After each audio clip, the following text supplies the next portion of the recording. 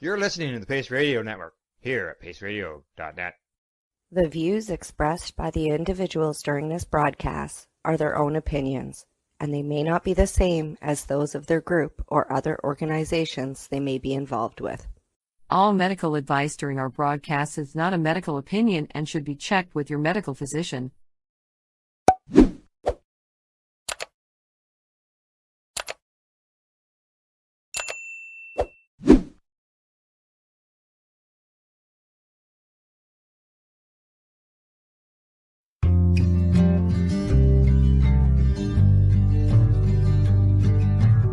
I want to talk about news, don't want the drama. From no pretentious media Madonna. I found me a great ganja mama. Cannabis and coffee with some marijuana.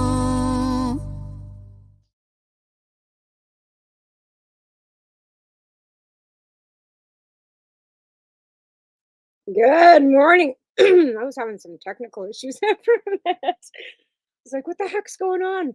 So I've had to move everything back to my room because Alan had a course to do last week. So good morning. I'd like to acknowledge this morning that I am a guest on Tobacco Plains First Nations, and I reside in British Columbia on unceded territory.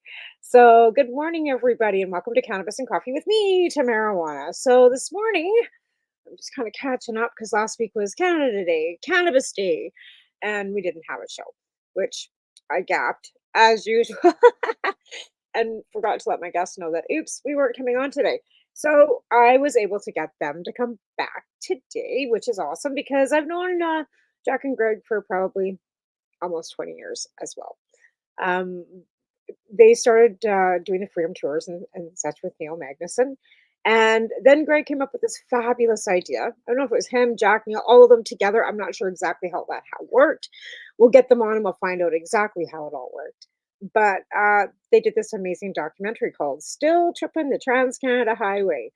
And they went across the country interviewing patients from coast to coast to coast and came up with this fabulous documentary. So I'm going to play a few minutes of it while I wait for Greg and Jack to come in because I told them I'm going to do a bit of a blurb. And then play a bit of the start of the movie, and then so you got some time to run outside and smoke wood because Greg and Karen are in the midst of selling their house, so they're not smoking in the house at the moment. And I'm not sure Karen's back. She was off for a bit somewhere else, and so if Karen's there, that'd be great. If not, then Greg will be there. But it's Greg and Karen. There's two of them, and it's G.I. Joe Productions, and they're terrific. And Jack, I think is in the Okanagan somewhere. Like I said, we all get mixed and moved around, and we all kind of lose touch every now and then, but we always come back together. And that's the nice thing about our community is that, I might not see or talk to you for months, maybe even years, but I can always pick up my phone and phone any one of them, and they would be there to support. Just like they could phone me, any one of them, and I would be there to support them. And that's the beautiful thing about the cannabis community. We, like I said, we're like a big family, as broken and as dysfunctional as that can be, but we always back each other. And 90% of us will be there every single time if we can be. So I'm going to start playing a little bit of Still Trippin the Trans-Canada and wait for Greg and Jack. We'll be back in a few minutes. I guess I got to put this up here first. Okay, so we're going to go like that, and we're going to go share. And then I'm going to move it up to the stage. There we go. Okay, so this is a documentary. This is the documentary. It's called Still Trippin', and I'll play the first few minutes of it, and I'm actually in this, right? I'm actually in this.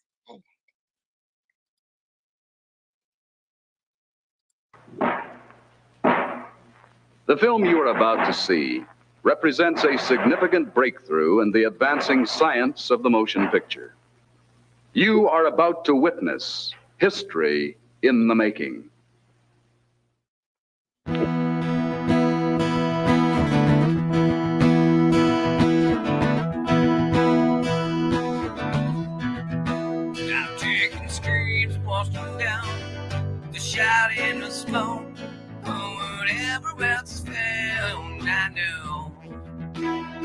where the angels fly away. The bell and a tone, but there's never time to stay. I knew, and I knew, and I knew.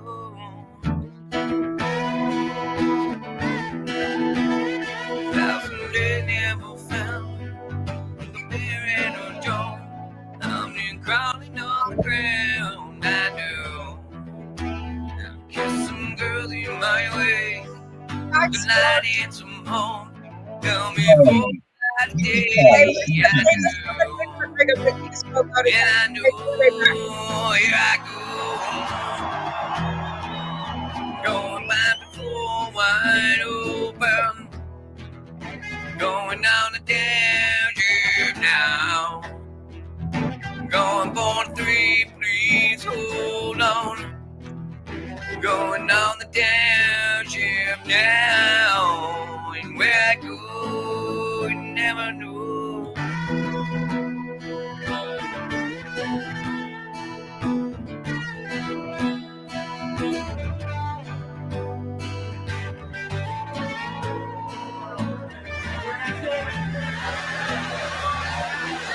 All right, in the immortal words of Bob Dylan, everybody must get stoned!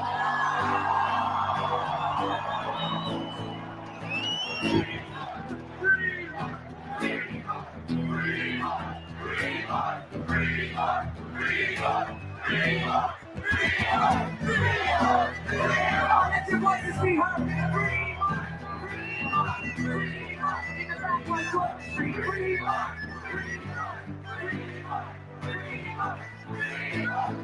Take it away from everyone.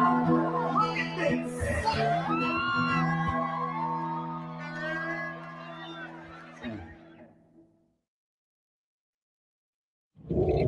Wow, what a beautiful day in Saskatchewan, Tim. Holy smokes, man. Where are we off to? Well, we're off to my garden. One of the licenses, I have 2 designate licenses. One I keep back at my office, and the other license I use to go and help set up other farmers. I grow with them for my license contract, and usually teach them all the ins and outs about it, and then I kind of move that license to the next location and help set up these family farms to help people, make some type of supplementary income growing cannabis, making it actually a profession for them, because it's a crop worth planting, that's for sure. And you got a license from Health Canada to do this stuff. Why do you think you need a license? I mean, why is cannabis still illegal here? What's going on? That's a good question. Well, especially when you see it out in the prairies, like when they founded the province out in Saskatchewan here, marijuana and hemp were one of the largest manufactured crops at the time they found this province. And if it was right out legalized, I know this province would definitely be the ones growing it. And maybe that's a big threat to some big industries in other provinces and things, but it's just a lot of money involved in what that plant can actually do, because we all talk about hemp and how it has 55,000 industrial applications. Well, marijuana shares every common thing with that plant, but adding one more beautiful thing, and that it's a medicine, and it's helping cure people of cancer and helping people alleviate their pain. So you think marijuana is illegal because it's worth so much? Industry, yeah. Industry is the only reason why it's illegal, in my opinion.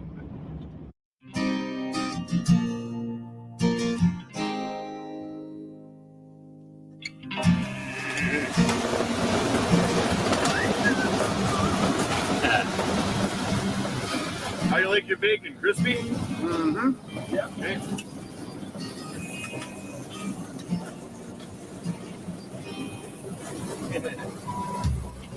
I think it's time on the run.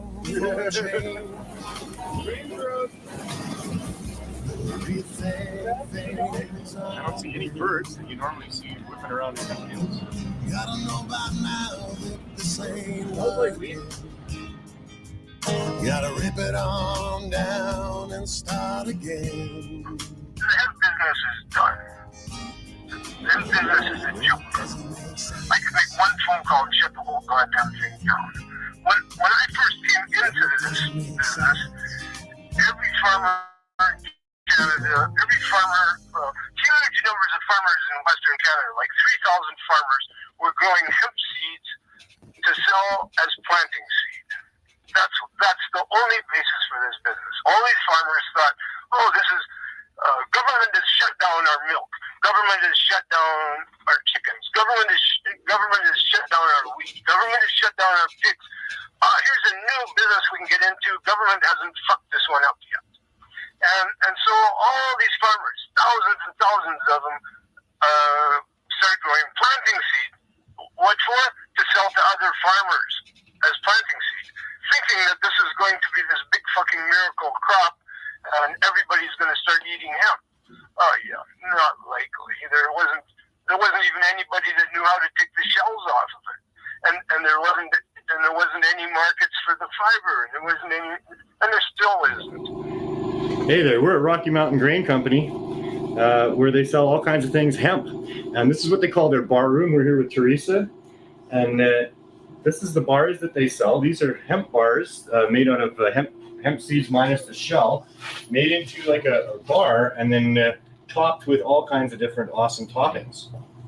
They're 2 complete meals per bar. Right, yes. And they're so awesome. They're so tasty, and they really make you feel like you're full after not having very much of it, for sure. Exactly, yeah. So, yeah, this is the bar room. Those are the bar samples. Where do we go from here, Teresa? From here, we're going to go out to a different building. They didn't. How are you folks doing? Good. Hi. We're making a little documentary about hemp and prohibition and things like that, and we've ended up here. So, and what are these ladies doing? Tina is the lady in the middle. She's a poor man. Anna is the other lady.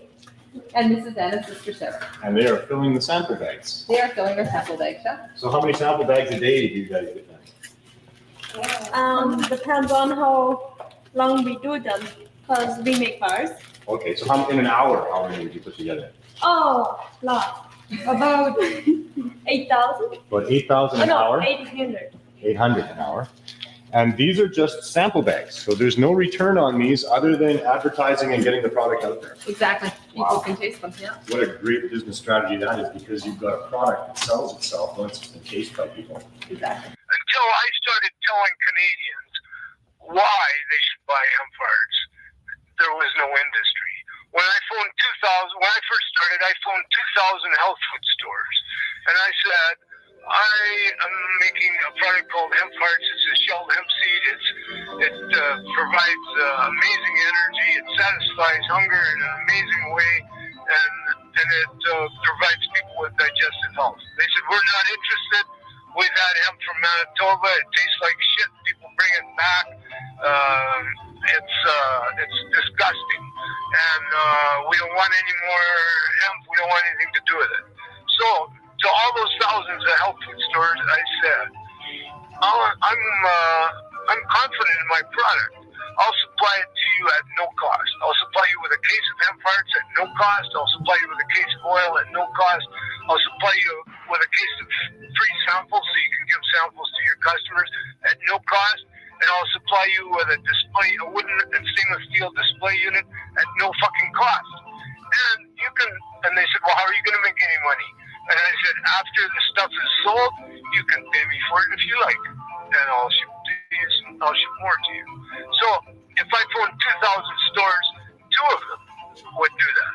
They were so disgusted with what was going on in the hemp industry in Canada that out of 2,000 stores, 2 of them would do that. And the only reason they would do it is because I agreed they could keep the stand when it failed. You know I blame it on industry. I blame it on my own hypocrisy. It's education and politicians. No one's willing to step up and speak. Hemp? Cannabis? Marijuana? What's going on here? We've been tripping around trying to get to the bottom of this highly controversial issue of why is cannabis still illegal? For the opinion of some progressive law enforcers, we sought out LEAP member Dennis Young to get the thoughts of a former policeman. So you're a member of LEAP, which is Law Enforcement Against Prohibition. And tell us a bit about LEAP. How many members? About 10,000 members, most of them in the States. It is all, you have to be, to get into LEAP as a speaker, you have to have been sort of on the hammer side of the law. So we don't take defense lawyers. Right. We take judges, we take prosecutors, we take cops. Right. And so people who are the best, I would say no one is more informed of the use and effects of drugs than a street cop. I learned a lot about what policing is. And, you have basically the revenue generators, which traffic, fining people and that sort of thing. So you're basically you're paid to attack the public. And then when a serious crime occurs, I stopped one offense in 6 years as it happened. Right. So generally a crime happens and police go along later with a mob. Right. So we're attacking decent citizens for their cash, and we're not protecting them from violence other than to charge the offender if we catch them. And how do the police feel about the drug users? Well, they look at it as the most basic, simple issue is it's illegal. I bust people who do illegal things, and that's the end of the thought from the perspective. So they're not putting much thought into what they're doing. No. Like when you look across Canada, we have 20,000 RCMP members, sworn members, and plus our provincial and our municipal police force. There's tens of thousands of policemen across the country. So I think generally speaking, most of our members are very, they do their job to the letter of the law, and they're getting stats. Just like, you come back at the end of a day and your boss says, well, what did you do today? Let's see your tickets. Let's see your criminal charges. And you better have some, or they're going to start saying, well, what are we paying you for? I see my friends every day. Trying to live their lives. Why you worry about the rest? When they're living in pain, but you won't grant them the right to take it away. It doesn't make sense. I don't believe prohibition is helping anybody. I believe it's actually hurting our society more than it's helping. It's not changing the flow of drugs. It's not changing the flow of money. It's not stopping the gangs. It's enabling them, and it's helping them get stronger. It's helping them fund everything that they're doing, and they're destroying our youth. They're destroying our children. It's keeping our children in the poverty level that they're at, because either you go to school and you come out of university with a $50,000 debt load that you start out your life with, or you sell drugs and you don't have a debt load. You're blinging. You're doing great things. You're driving around in a fancy car. You're buying boats. You're going on fancy trips, right? And the poor kid that spent 4 years in university is plugging away to barely pay rent to eat craft dinner, and then comes out of school with a $50,000 debt load. How is that helping our youth? I have noticed that is something Well, since my guest has arrived and we're just waiting for Jack, and that was the portion of the documentary that I was in, which I forgot. When I first saw this again, I had forgotten that I was even in this. And then there I was. So I'm going to welcome Greg into the show. And he's the magnificent producer behind this iconic film. Welcome, Greg. How are you this morning, dear? Doing well. How are you? Plugging away at life like everybody else is, right? Oh, it's so good to see you. Like, I was just messaging with Jack because he came in and then he went back out, and it's like, I am so excited to see you guys. Like, it's been how long since I've actually seen you physically? Like 15 years? Yeah, probably close to that. Yeah. Well, that Taven's like 14, and then he's a baby, right? Yeah. Like, he's just a little guy. And Yeah, now, that was 2010. Yeah. Fall of 2010, a long time ago now. Holy cow. Right? 14 years. Holy cow. Right? Yeah. We have come so far since then. Oh, and there's Jackie. All right, let's bring it in. And here's Jack Elliman. Oh, hey there, guys. Hey, Jack. I got the old hat on and the old shirt.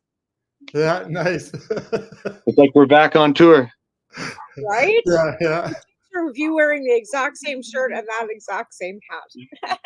Yeah, right. Just how many years ago? Oh, we were just saying 14. Wow, that's insane. Yeah, isn't it though? Eh? And how Amazing. far things have come, and how many warriors we've lost along the way, and how our lives have all changed, really. Like, like I'm not, I mean, we're all kind of still touching at the cannabis. Like, that's why I still do the show, is because I really want to keep educating, right? Yeah. But I'm not doing compassion anymore, because there's really, like, since legalization, access has become so readily available with safe cannabis, maybe not on the levels that we'd like to see it, but there's really no market for compassion clubs like we were doing prior to legalization, right? Yeah, not really anymore. Yeah. Yeah. So so everything's kind of changed for everybody, I think. Like, I mean, there are other cannabis activists out there. I mean, we don't have the events that we used to have, like the cannabis cups and that kind of stuff. And so things have really changed, but we actually didn't ever think we'd see legalization either when you guys were making this film, did you? No, didn't think it was going to happen that quick, actually. I thought it was going to take another 20 years before it happened, I thought. Totally. If at all. Yeah, I thought they were making too much money off of being illegal to actually make it legal. So yeah. Right. Well, we did. We actually believed that, this was what was feeding the machine, was prohibition, right? Oh, and yeah. The quality of, all the court costs and everything was feeding into that. Can you guys hear me? Yeah. You can hear me. Yeah. So, again, in law enforcement, and how much money was being pumped into those budgets and stuff. So we really had a different perspective on what we thought was going to happen and actually what did happen, right? Yeah. Yeah. It's Lost my audio. Can you hear me? Yeah, we can hear you. No. Can you hear us? We can hear you. Can you hear us? No? Yes, we can hear you.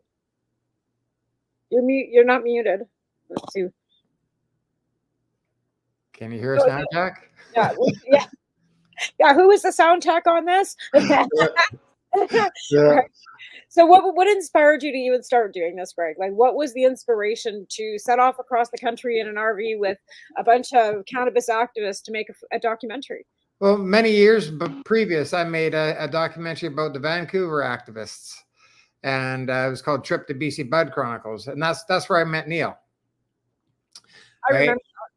Yeah, and he took us on the drug war history tour, and then a tour of the Herb Museum at the time, and then when we actually aired that film for the very first time, we showed it in Vancouver at the Wise Hall for the very first time, and like 250 people showed up, and that's when I got to know Neil a little bit better. He came in and helped out with everything, did everything, and then as we progressed as the years went by, he kept on coming and staying with me during the Freedom Tour and all that stuff, and I'd drive him along the Okanagan leg and whatever, and always had in mind and always talked to him about doing a second one, because I thought he was so articulate with the way he spoke, and he had a decent voice for a narrator.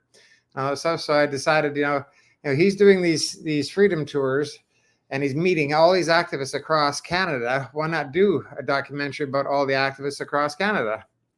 And so I called him up, and it took him about 3 seconds to say yes. And hey, I'm back. And then he introduced me to Jack, and we got together, and just from there I went out and bought the motorhome we called the Pugster, because it looked like a pug. It was like a shoebox on wheels. Right? Yeah. And we proceeded across the country. We actually did the movie actually took trains, planes, and automobiles. We took the Via Rail, we took planes, and we had the pug for as long as totally. We always remember that the pug died the last time as soon as we got home from one of our big trips, and it never started again, but it got us right to the driveway. Right? Amazing. It's just like those diehards. It was never going to let you down, right? Yeah. And that's what I used to say too about cannabis. Like, it was my best friend. It's still my best friend. It never lets me down. It's always there for me, right? And it always calms me, which is a lot of, which I think is one of the best things about cannabis. But and so, Jack, we were just talking about how Greg was inspired. Like, how were you inspired to commit to do all of this? Well, I guess I was running Hemp City in Vernon at the time, and I was organizing peace and awareness rallies at the time. So we'd have like political speakers of all the different parties come, whoever wanted to come and present their story. And we also organized big 420 events when it was not really a normal thing here in our little town. We would often have, really awesome, beautiful gatherings, but be surrounded by cops. So there'd be police, in a perimeter around our gatherings of all these beautiful hippies dancing around and kids and running around playing. It was hilarious. And they're like filming us from the roof of the bus station across the street, and going back to see some of this video was so nice. But yeah, long story short is we were organizing events like that, and Neil heard about it and got in touch and said, "Hey, I'm doing this thing called the Freedom Tour." And I was like, "Hey, that sounds cool. You should come to Vernon." And yeah, then he came to Vernon, and he was our keynote speaker at one of my last big events, where we ended up getting pepper sprayed and arrested, and then released like half an hour later. I know, right? Didn't get charged with anything until we brought it to the media, and that was what really kind of charged me up. Was seeing the abuse of power and how Neil spoke about it and challenged it. It inspired me for sure. And the cannabis movement was kind of at its infancy, in a sense, in my mind, I guess you could say. Like, it was all just kind of popping off. Things were really kind of starting to get the mainstream media a lot more than we had in the past, and that really blew up. And yeah, at that point, Neil offered for me to come along on the Freedom Tour and told me I should come and film it. And I had gone to school for a documentary film focus, and yeah, the rest is history. Just took off on the Freedom Tour, and just filmed the entire ridiculous adventure. Freedom Tour is actually different than Still Trippin'. Still Trippin' wasn't part of a Freedom Tour. It was about right. Still Trippin' came after. It was about the Freedom Tours. Yeah. Meeting yeah. As we met along the way in the Freedom Tours, really.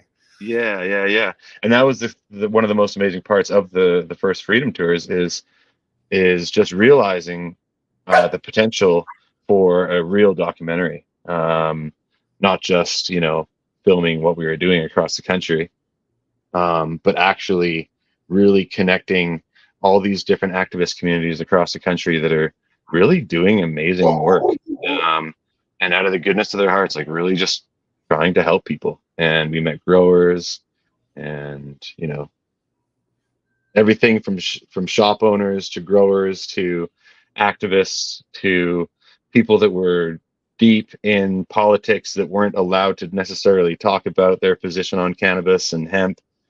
And yeah, just felt extremely called to spread the good word of hemp and cannabis, and see where it took me. And then all of a sudden it exploded, and then all of a sudden Still Trippin' was a thing, and all of a sudden I was cameraman and producer for Still Trippin' and GS Joe, and man, the trip just continued on and on.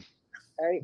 And look at how many people Neil touched that brought us all together. Like, everyone across this country, from coast to coast to coast. Like, seriously, like, how many of us, like I was saying before, the intro, like, I haven't have talked to anybody for like 10 years, but I know I can pick up the phone or send you guys a message. It's been how long, and say, hey, I want to do this. You guys want to join me? And you guys are like, oh yeah, sure, no problem. Same, like, and you can pick up the phone across the country and say, hey, we got this project, and everybody say, we're in, right? Yeah, Neil was uncanny at finding that community and the motivated people and really inspiring them and connecting us all. Yeah. Like I said, after I stopped the movie at where Lisa Kirkman starts, right after where I was, and like I said, I kind of forgotten that I was even involved, because it's been 10 years and I've done so much more other stuff, like for so many. It just kind of like, holy crap, I forgot all about that, right? Watching that intro was a trip. Still tripping. Yeah, right. And it brings you back, and then there's Lisa, and and Deb and Keith Fagan, and of course we've lost Keith Fagan as well, right? He's passed on. And then, you go, next to the next province, and I don't think Tim's even involved in anything anymore, right? No. I don't see or hear from him at all. Jade Ridge just kind of pulled herself kind of back it out. She kind of, pokes back in and out, here and there, right? And then you get to Ontario, and I hadn't heard from Paul Faulkner for like, I don't know how long, right? No, not at all. Yeah. He popped up on my TikTok a few weeks ago, right? And he's like, "Hey, how you doing?" Right? And like I said, Naomi Poley and all, and everybody else. But then we lost Tracy Curley too, right? So there's so many that have been with us that are no longer Totally. with us, right? And Oh then, man, we've lost some amazing warriors. right? And losing Neil really was like, oh, you're goddamn kidding me, right? Like this, like to be fair, it was like, One guy we thought would never die. We right? just keep on going. Yeah. We had too much to say to die. Yeah, right. Yeah. Right. So I'm going to take a quick commercial break because we have to thank our sponsors and play this 3 minute. So hang in there with me for 3 minutes, and we'll come back and talk more about Neil and how he really inspired all three of us to keep on tripping. Right? We'll be right back. Yeah, sounds good. You get it. Thank You're listening to the Pace Radio Network here at paceradio.net. Camelford Lifestyle Shop, open Monday to Friday from 10 till 7 p.m. or by chance. Check out our flags, our t-shirts, plus our hats, and look of that supply of rolling papers, plus much more. We've got bongs and your favorite herbal vaporizers. Look at all the incense we have, as well as for those who collect knives, check out these knives in our collection. And while you're here, stop in to see Shay at the piercing room, where you can get poked by Shay. Daily deals, check them out. Camelford Lifestyle Shop, 17 Bridge Street West, Camelford, Ontario. When you have a pain that's reached its peak, Legacy for 20, it's so unique. If organic cannabis is what you seek, here's your trusted partner 7 days a week. Suppository salves, vapes and drops, topicals, edibles, infused pop. Just when life seems like it ain't easy, at Legacy 420, enjoy a pop freezy. Lab tested products, make them the GOAT. Legacy 420 out on your road. Legacy 420 in Tyndonega Mohawk territory. Indigenous organic cannabis at its finest. What do you find at paceradio.net? People advocating cannabis education.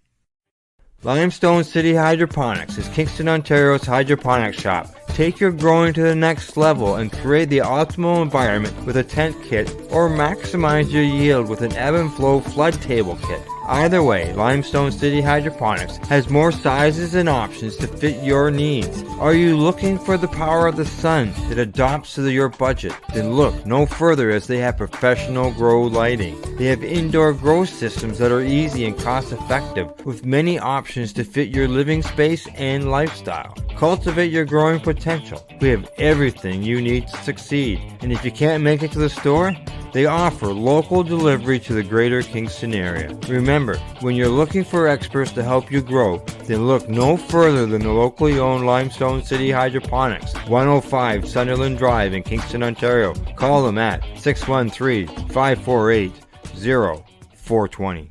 You're listening to the Pace Radio Network here at paceradio.net. All right, we're back after our commercial breaks. Want to thank our sponsors. Those actually Thanks, like sponsors. Yeah, right. That's what keeps us going. We're actually we're on Roku TV too. That we've got a 420 Pace network that's working now, and we've been doing this now 12 years. Wow. Really? Nice work. Right. Yeah. So it's been an amazing ride too. Right, being with two networks, and then the networks kind of merged together, and so we're all working together. So it works out really well. There's quite a bit of content on our little network. Yeah, nice. Yeah, right. But That's again, great. back to Neil too. And again, he inspired so many people. But I hate to bring this name up, but to be fair, it was the BC3 that kind of started all of us off to kind of get myself charged for activism too. Seeing Michelle Gregg and being charged for the seeds.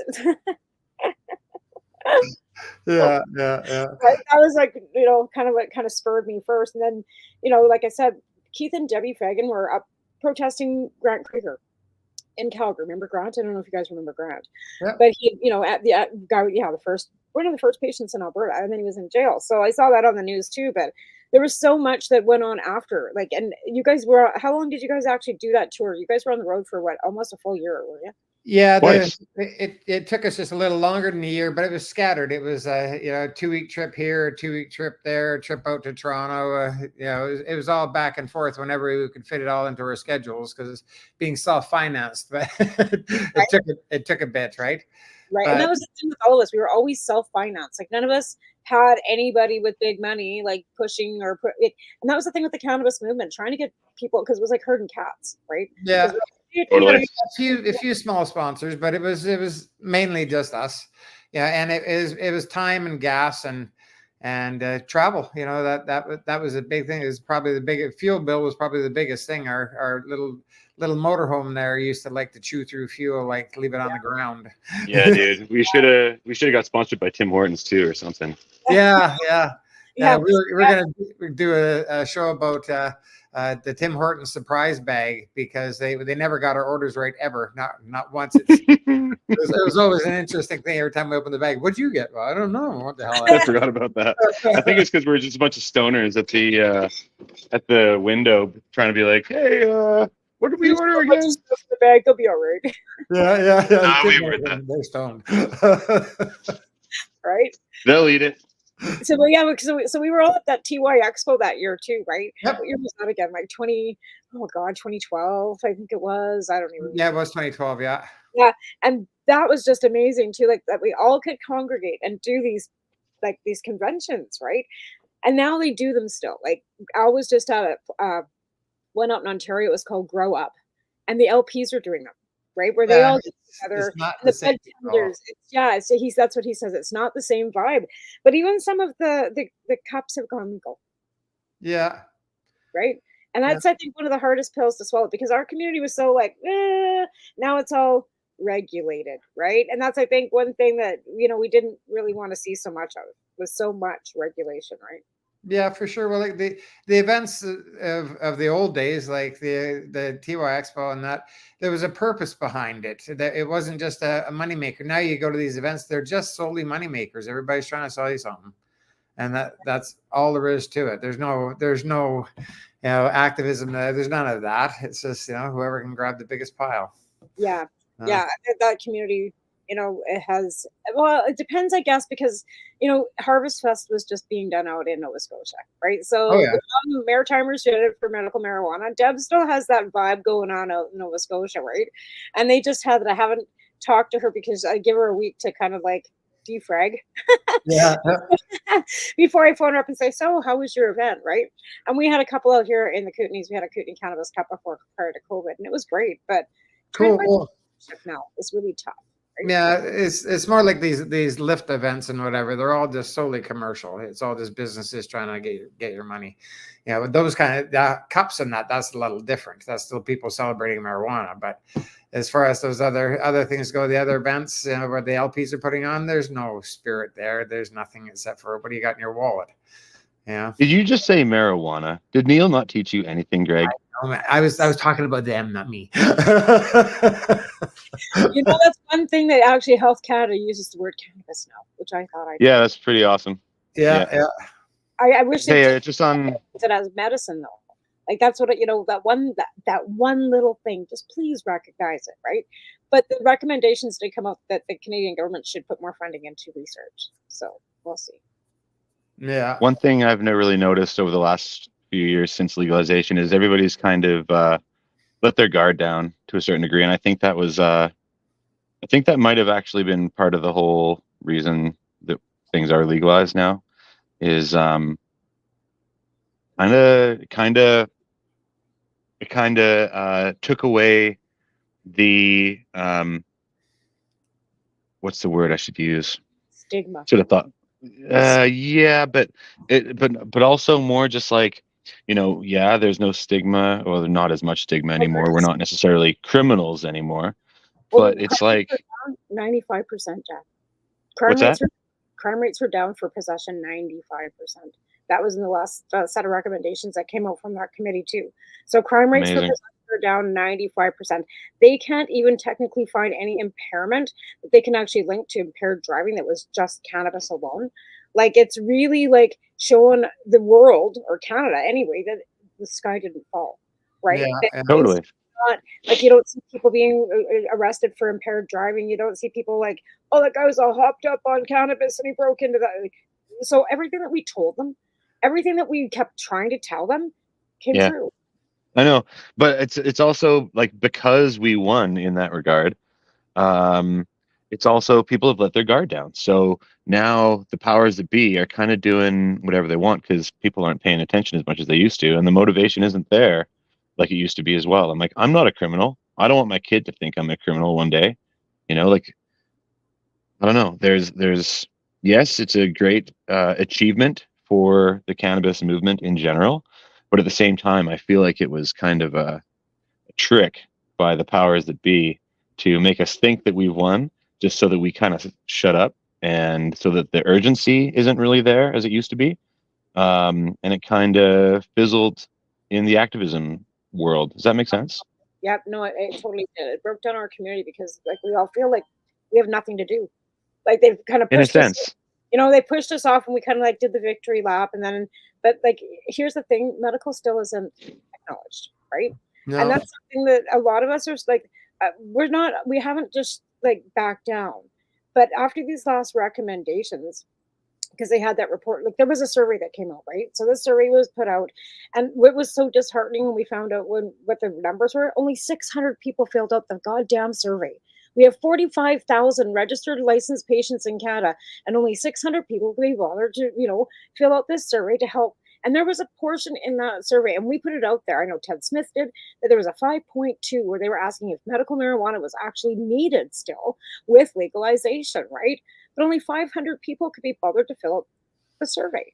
So Most people probably didn't even know about it. I Oh, wouldn't yeah. even I know. I didn't know about it. I would have Guess for sure. because we pushed it out on our pages. Like we all like posted, pasted. We had a commercial about it. Ted Smith was pushing it. I know Maritime United for Medical Marijuana was. But again, Canadian Therapeutic Cannabis we've debunked because there's really no reason to have an NPO anymore. We don't really need. We felt we didn't need one. Ross and Deb retired. They sold the store in Middleton or in Belleville, and they moved to Nova Scotia. Right? They retired. Again, we're all aging too, right? We're all getting a little bit, gray around the edges, and yeah, just a little. Yeah. that's the thing. What does the youth need to be inspired by to follow us? Because all they're getting handed is the legal market. Oh, you can have a store. Oh, you can have all this regulation stuff, right?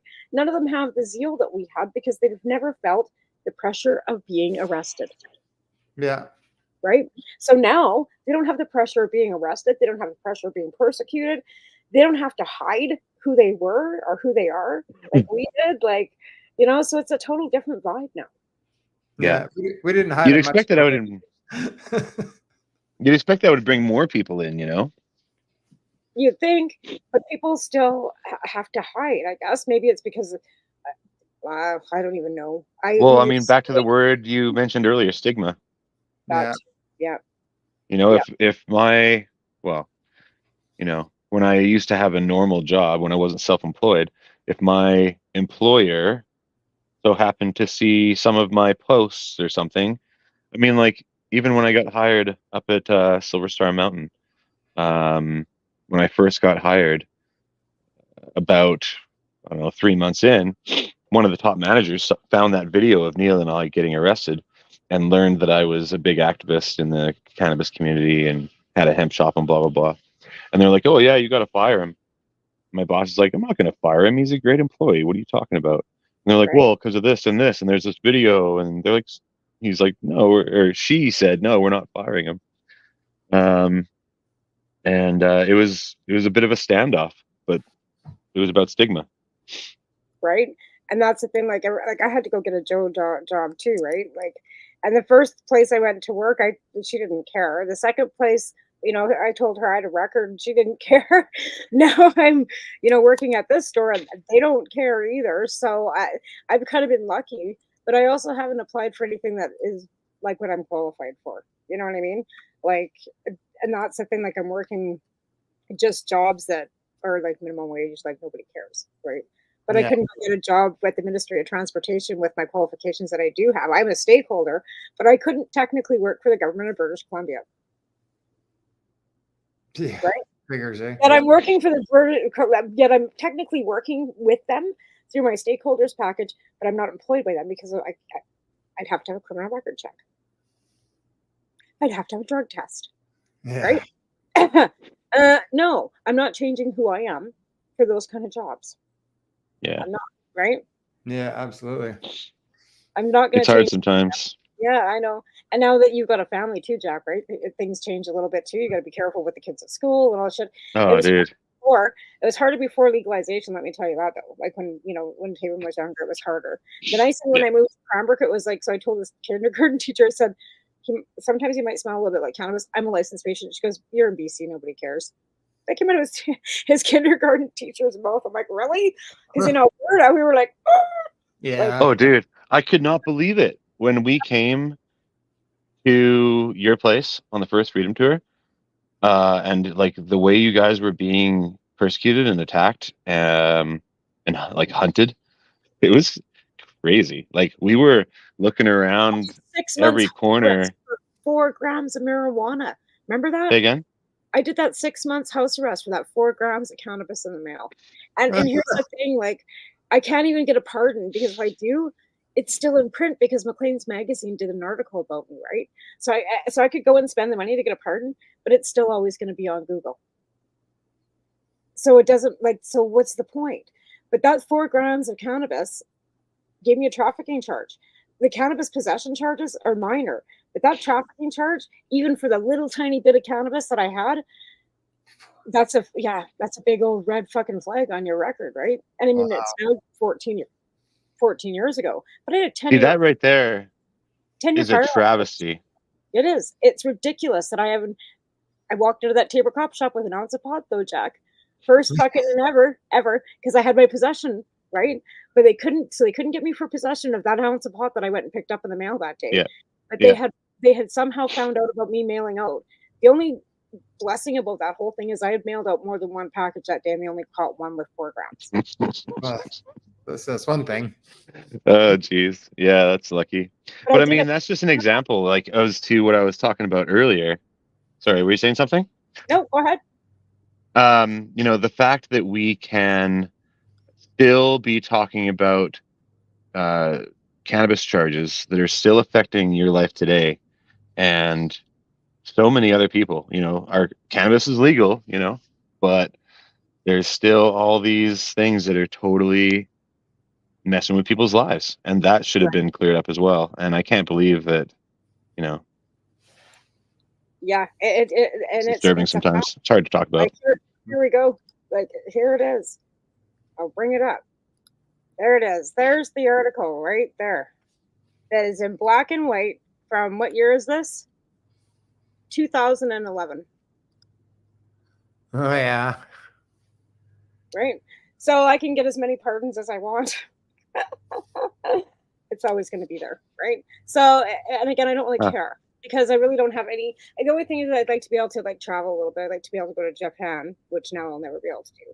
That's the only thing. That's the only regrettable thing I have, that I can't travel to Japan because they won't allow anybody with a criminal record into Japan. So, other than that, I still have a great life. My kid's great. My husband's great. And Jack, you have kids, and Greg, you guys are moving. And yeah, we moved to Nova Scotia now. We live in Cape Breton. Oh, see, there you go. Right, like everybody's moved, and so it's great that we can all like I said, 14 years later, all get together. Yeah. And celebrate a great production of that documentary that you two worked on, and celebrate Neil, because I will always, like I said, there was just not enough words for that man, because he'd take over and talk over you anyway. But but they're like, so funny. Just to really know Neil and watching anyway, it's cool to hear everybody remember Neil in their own special way, but we all remember how much he wanted to talk about this stuff. Oh yeah, all of the time. We even, so there were some stops that we were making, we'd go get gas. You remember that, Jack? And you know, all of a sudden Neil's paid for the gas and jumped in the van and we're driving away. Like, we only got half a tank. The guy just couldn't take Neil anymore because Neil was just yipping at him the whole time as he's filling up the gas. And then the guy just man. Click. See. I know, right? Well, Every opportunity. we got arrested that one night, right? We were coming back from Lethbridge, and we had like this cop in fucking Tabor that hated my guts, right? Anyway, so we were coming back from potluck in Lethbridge when Neil was there, and apparently my taillights were out, which they fucking weren't. Anyway, the fucking clown pulls us over. Apparently the truck smelled like marijuana. I don't know how it could have because we hadn't smoked any, but we probably just always smelled like marijuana or cannabis, right? Like it was just like exuding from us. We always stunk. Right. So he There's no yanks question. the truck and, you know, throws us both into handcuffs, throws me in the back of the one, you know, car. Another one comes up. There's Neil, like, you know, doing his screeching and throwing himself on the ground. You're not arresting me. And, you know, oh my God. So Those words right? have repeated over in my head so many times. Yeah. You're not arresting me. And it's dark. And the cop's like, yeah, we are. It was dark. Like, it was like, you know, 11 o'clock at night. And I'm like, oh my God, right? So, yeah, they shake me down. All I had was a pack of blue zigzags in my pocket. So, they, you know, and we had no cannabis on us. Like, we had smoked everything in Lethbridge. There wasn't nothing, right?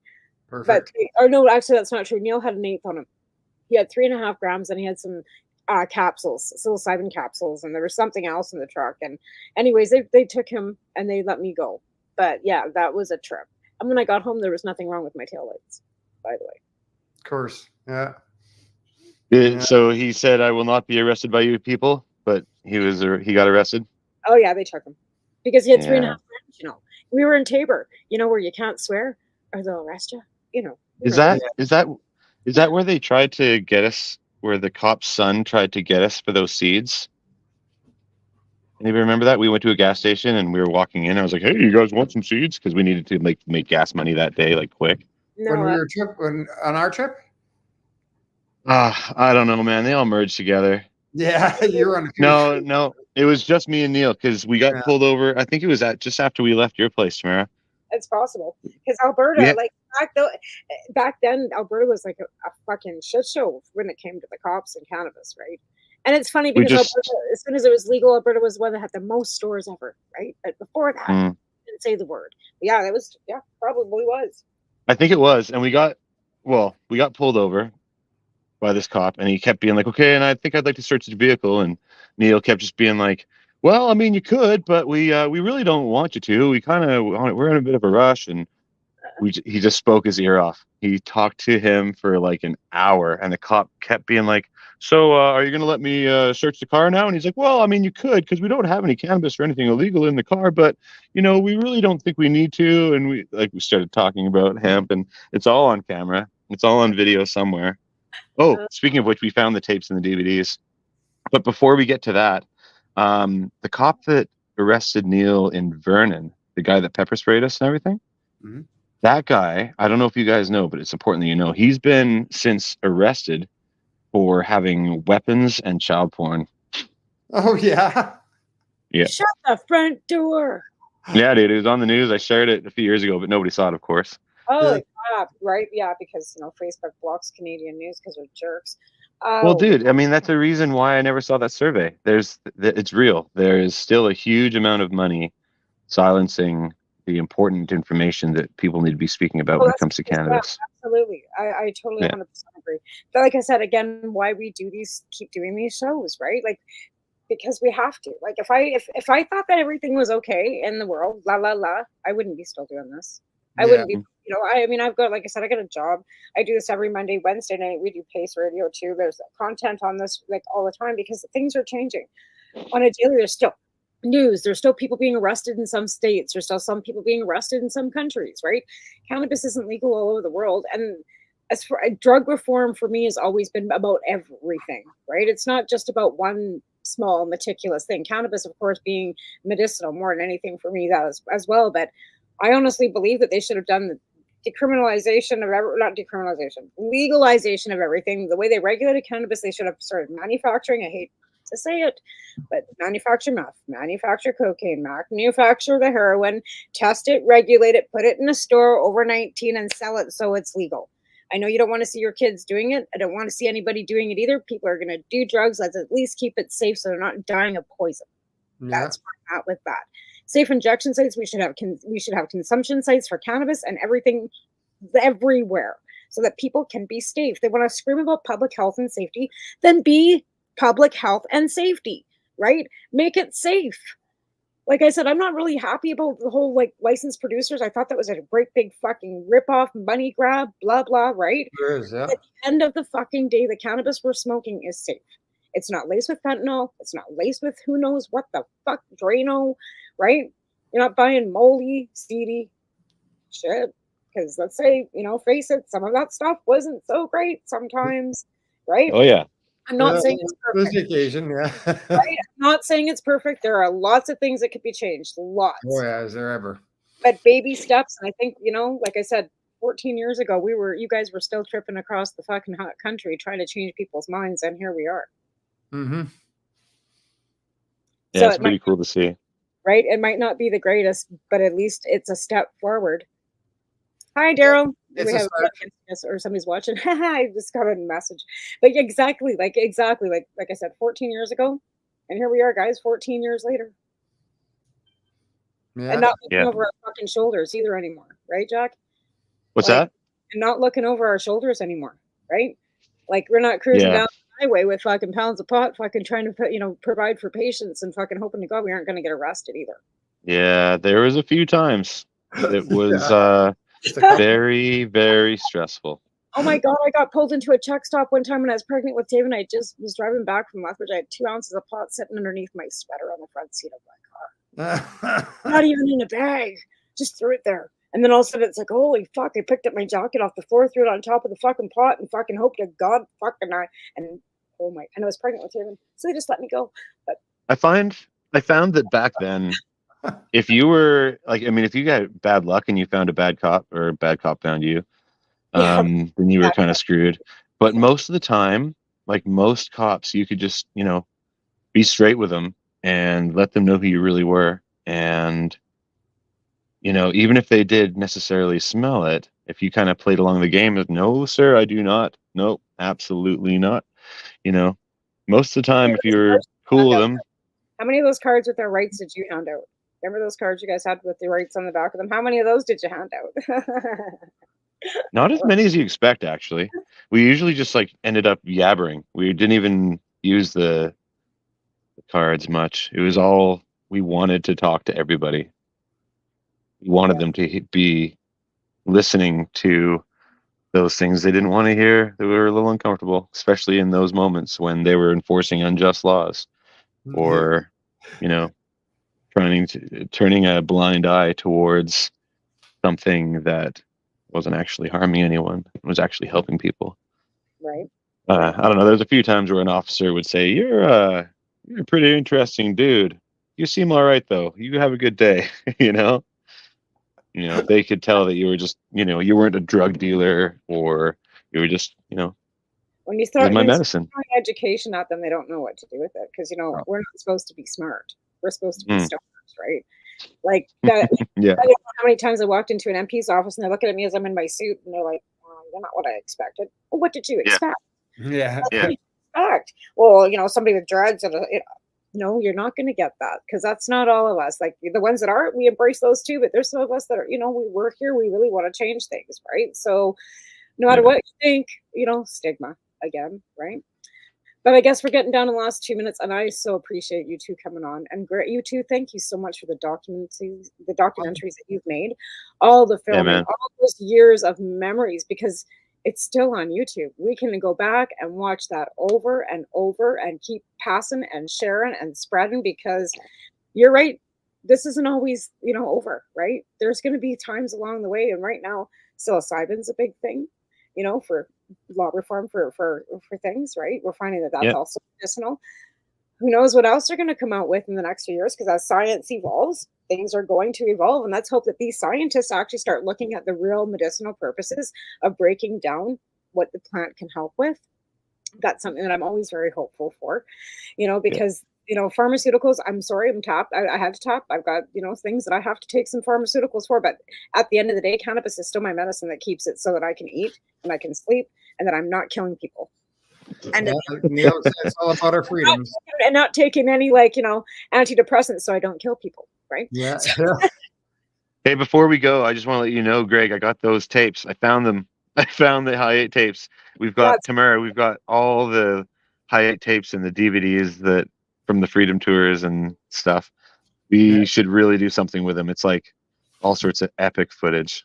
I bet. Like I said, there's been so many good times and so many good memories, and the fact that you two have all of that on film. Even like I said, just going back, I was bawling before the show started. I'm watching it, and I'm going, oh my God, these brings back so much emotion of how many things have changed and how hard we worked and how many we took and how many kilometers you guys put on. Right. Well, I have all the raw footage of still tripping, and Jack has a ton of actual Freedom Tour stuff. Right. So that's the coolest part. Right. And how many others have, because I don't have, I've got lots of pictures, but you two really epically put so much together. And I thank you guys a lot, because you're welcome. Thank you for thanking us. Well, thank you. We wouldn't have all these great memories, and for documenting that. And don't ever stop. Keep doing it. Keep doing it as often as you can, because we need to have all of this stuff, to bring back. This is right? a reminder. So get those Amen. things and share them. I'll share them. I'll share them with everybody. Right on. Yeah. And thank you for doing what you're doing. Keep up the good fight. Thank you very much. Keep it up. It's just, like you said, it's a calling, right? Yeah. For sure. It's important too. Right? It totally is. So thanks again. Stick around after I play the ending of the show so we can properly say goodbye to each other. And so because I'm gonna run a ending to the show, and I've got to run quickly after that because I have to get ready for work. But I want to say goodbye to you guys behind the scenes. So thank you, and thanks for everybody for watching, and thanks to our sponsors. And don't miss a chance if you can to look up Still Trippin' Trans-Canada Highway and watch it, because it's an amazing documentary. Google Greg, Google Jack. They've got so much, seriously, just Google them. It'll all come up, all the stuff that they've done. Check them out, because there's years and years and years of work there. Thanks again, guys. We'll see you next week. Bye. Adios. Bye-bye. Don't forget to have fun. Always.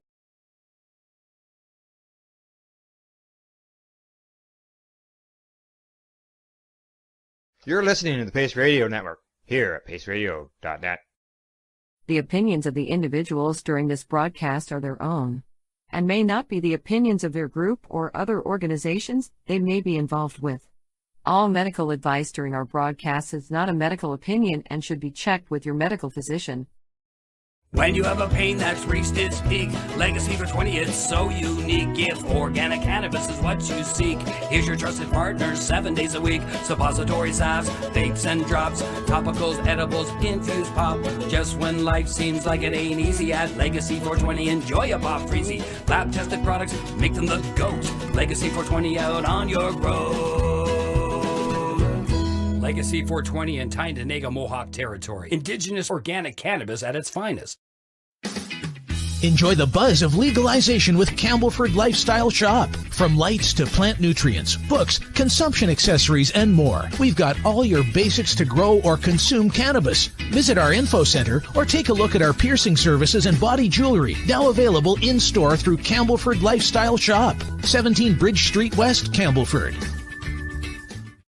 Limestone City Hydroponics is Kingston, Ontario's hydroponics shop. Take your growing to the next level and create the optimal environment with a tent kit, or maximize your yield with an ebb and flow flood table kit. Either way, Limestone City Hydroponics has more sizes and options to fit your needs. Are you looking for the power of the sun that adapts to your budget? Then look no further, as they have professional grow lighting. They have indoor grow systems that are easy and cost effective, with many options to fit your living space and lifestyle. Cultivate your growing potential. We have everything you need to succeed. And if you can't make it to the store, They offer local delivery to the greater Kingston area. Remember, when you're looking for experts to help you grow, then look no further than the locally owned Limestone City Hydroponics, 105 Sunderland Drive in Kingston, Ontario. Call them at 613-548-0420. We are people advocating cannabis education here at Pace Radio.